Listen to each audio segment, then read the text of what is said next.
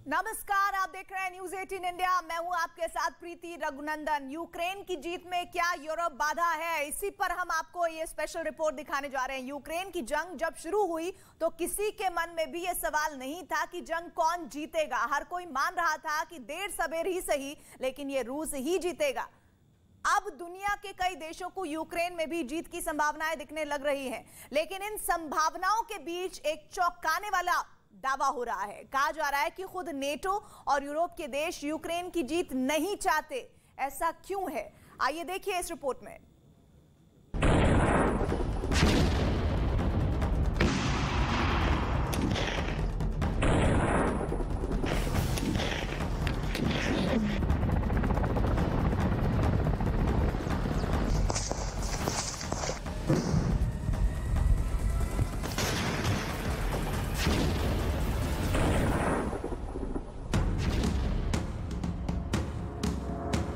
अगले कुछ दिनों में रूस और यूक्रेन की जंग तीसरे महीने में प्रवेश कर जाएगी,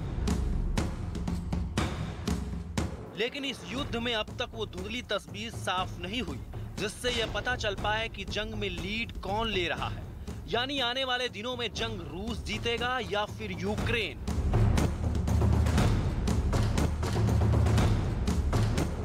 लेकिन इस जीत पर हार से पहले कुछ ऐसे दावे भी हो रहे हैं जो पूरी दुनिया को चौंका रहे हैं। दावा नंबर 1, यूक्रेन को मदद मिली तो वो युद्ध में रूस को हरा देगा। दावा नंबर 2, यूक्रेन की जीत में खुद यूरोप बाधा बन रहा है। दावा नंबर 3, यूक्रेन की जीत के लिए यूरोप को चुकानी होगी बड़ी कीमत। दावा नंबर 4, यूक्रेन जीता तो यूरोप के देशों के राष्ट्राध्यक्षों को अपनी कुर्सी गंवानी पड़ जाएगी। ये ऐसे दावे हैं जिन पर पहली बार में शायद ही किसी को यकीन हो, लेकिन युद्ध के बीच मौजूदा हालात से जोड़कर जो तर्क दिए जा रहे हैं उन्हें शायद ही कोई काट पाएगा। युद्ध के इस खेल में यूरोप के कई देश अपने मोहरे ऐसे सेट कर रहे हैं कि सांप भी मर जाए और लाठी भी ना टूटे, और इसी चक्कर में फंसी हुई है यूक्रेन की किस्मत। यूक्रेन युद्ध में बना तो हुआ है, लेकिन अपनी जीत सुनिश्चित नहीं कर पा रहा है। यूरोप के ज्यादातर देशों के साथ नेटो भी चाहता है कि युद्ध में यूक्रेन की जीत हो, लेकिन इस जीत में खुद यूरोप का हित आड़े आ रहा है।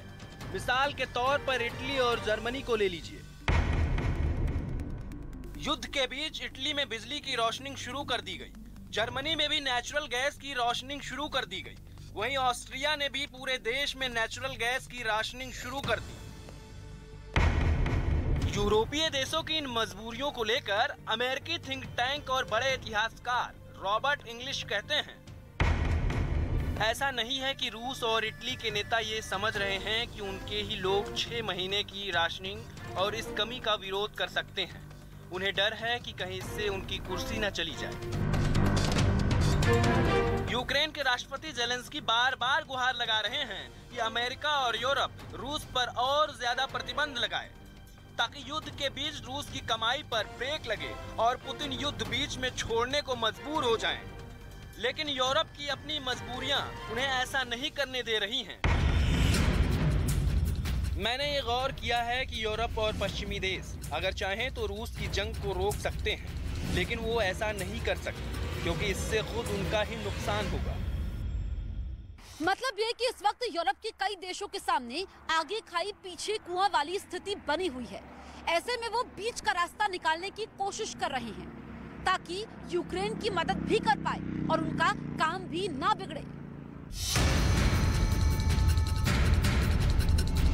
और इसी चक्कर में जेलेंस्की जंग के जीत और हार के बीच झूल रहे हैं। युद्ध का एक एक दिन गुजरता जा रहा है, लेकिन नतीजा दूर दूर तक नहीं दिखाई दे रहा। रूसी हमले में पूरा यूक्रेन तबाह हो चुका है।